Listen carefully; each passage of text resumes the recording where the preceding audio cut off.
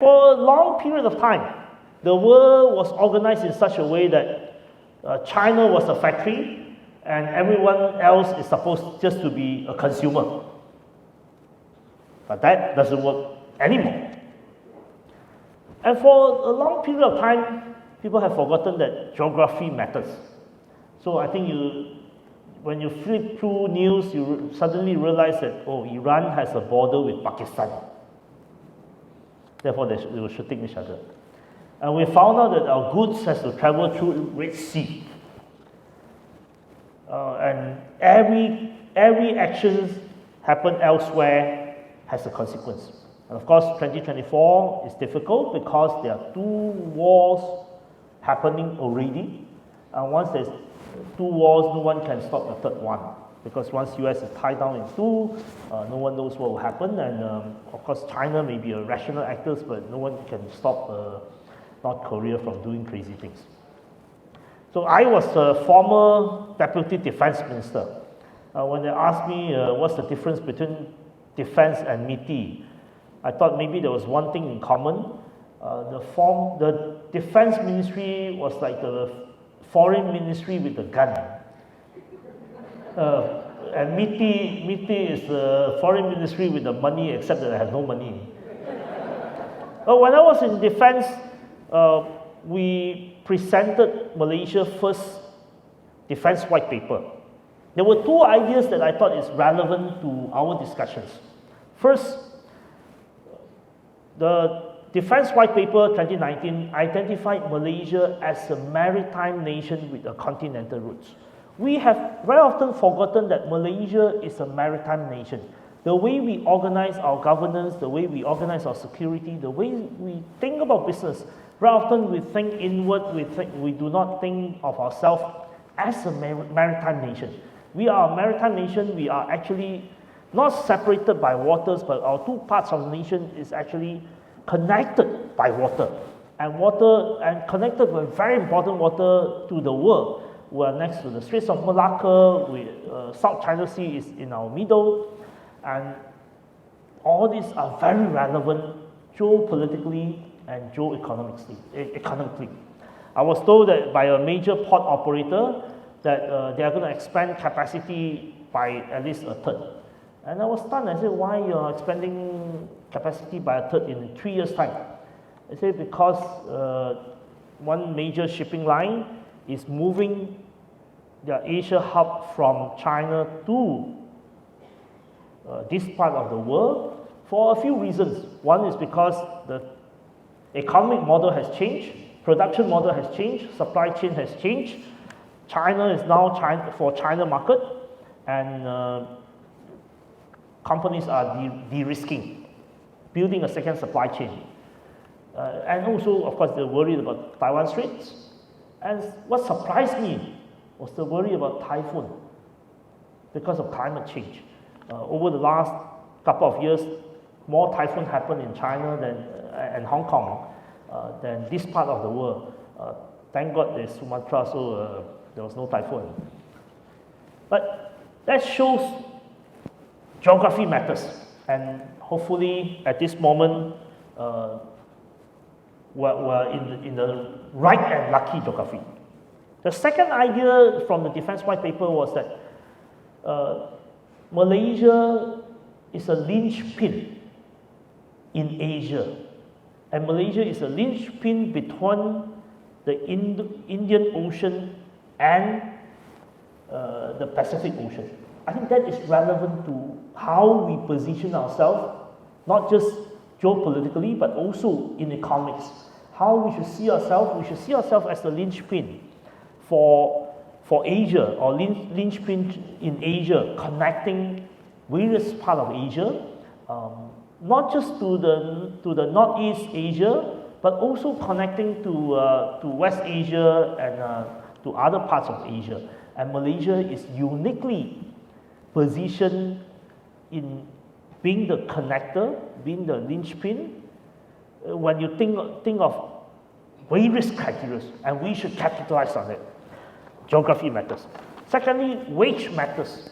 Why I want to bring this to you, because I know that you're all C-suites and you don't usually talk about wages, so I want to bring it to you. I believe that there is going to be a second economic takeoff that will happen in Malaysia if we get it right. The first economic takeoff happened between 1988 and 1997.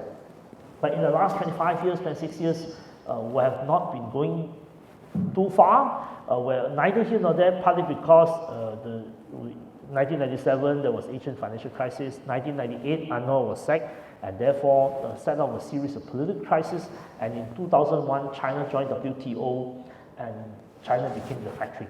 All these are now changing. There's a new government, there is a government that is a lot stable and more prepared to change things and prepared to build a longer term future. And also the world has changed. But what is important is that this second economic takeoff must bring the same impact and effect of the first economic takeoff. If you remember, for those who are older than me and those who are like me, if you remember, if you ever had memories of the 90s, the 90s was when your uncles and aunties who left in the 1970s and 80s came back to work in Malaysia because they found that there were better jobs, better pay, compared to, say, at one point Australia or in UK. The 90s was when teachers will come to tell you and say, hey, next week we are leaving the government service because the private sector pay much better. Okay? That was the 90s to me. And it's important for us to think about wages in this country and also in the region because we want to build a middle-class society. This economic takeoff is not just for Malaysia. You can see that the diversion of trade is coming to the region as a whole. It benefits everyone in the region, and this benefit has to turn into wages, and it eventually has to turn into creating a middle-class society in our region and among ourselves as well. So this whole debate about wage within the country is important, and we need more C-suites people to think through that some of our old cliche has to be reversed. For instance, there are many people who come to me and say that Malaysia has no talent. My usual reply is, actually Malaysia has talent. They just work in Singapore. And there are also people who came to say that Malaysians do not want to work in 3D jobs. I say, yeah, they're all working in 3D jobs in Singapore. Because many people do not want to accept that the Malaysian labour market and the Singapore labour market is essentially a single labour market. You can literally walk across to the next labour market. Therefore, it is essentially a single labour market, and we will have to deal with that. But the third point I would like to make is that higher growth matter. We are used to now, as a nation, for the last 10 years, we're used to 4% growth, and we're contented if we reach 5%. But at some point, we will have to unleash higher growth, and through higher growth and quality growth, we should bring this country forward. I'm hoping that at some point we get it right, and we'll be able to look at, say, at least to growth over the next decade. We can grow averagely maybe at 5.5 to 6% or even a bit higher. The point is this: we have many legacy issues.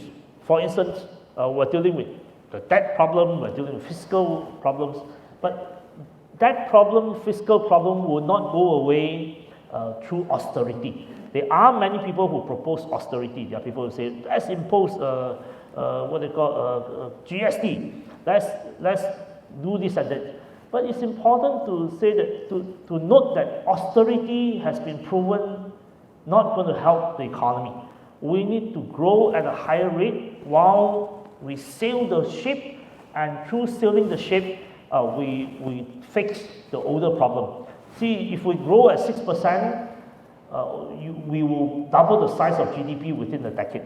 Let's say if we grow at 5%, we double the size of GDP in 15 years. And growing higher is important. Now, there are 6 growth areas or sectors or engines which I thought is relevant. I will end with that. The first engine of growth is reindustrialization.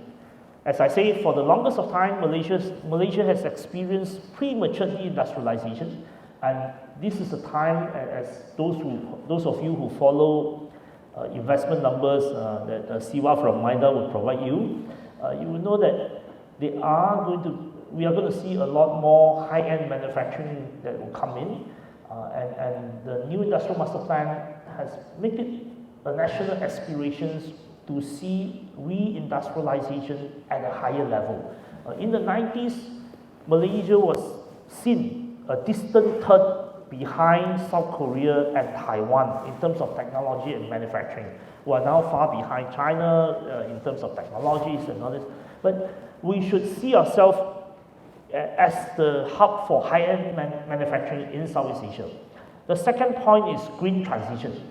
We are a nation that is on the cusp of a potential huge green transition, and we should seize the opportunity. The third point is, I call it Tech Hub. Tech Hub means we should move up in terms of digitalization, innovation, automations, and also general usage of technology. For the longest of time, we have been relying on unskilled foreign labor. To the extent that coffee shops owner, or even Malaysians in general, think that washing dishes with hand is cleaner than with a dishwasher. We will have to start thinking about automation across the board. And once automation across the board is seen as a major driving or major driver for growth, we will see growth from that sector as well. We will also see a lot of productivity gain as the nation adopt technology. The fourth growth engine, which I term it good life. We need to see that once we grow the middle class will require or would demand for better healthcare, better aged care, better childcare, and many other services. And those services will be an engine of growth as well. And the fifth engine of growth, I call it Services 2.0. It is important to see that Malaysia, in terms of services, we can be a near peer to Singapore. We are not Singapore, we are not as efficient, we acknowledge that, but we are a near peer to Singapore, and we should see ourselves in that way. We should see ourselves as an important regional headquarters, choice destination for regional headquarters. Let's say, for example, for a top China multinational. We have the talent, we have the language, we have the connections, we have the logistics, and we should see ourselves in that manner. And the last point, I would call this regional growth or regional development. Imagine that the special economic zone in Johor takes off. Imagine that Sarawak takes off in terms of green transition. Sabah has new opportunity, a lot more organized in their focus. Let's say the ECRL railway brings industrialization along the railway, and the semiconductor cluster in Penang and Kulim takes one more cycle and growth exponentially. I think that regional growth will also see Malaysia growing and will be another engine of growth. So with that, I thank you very much. I hope you have a good conference today, and I hope that you have a great year ahead. Thank you very much.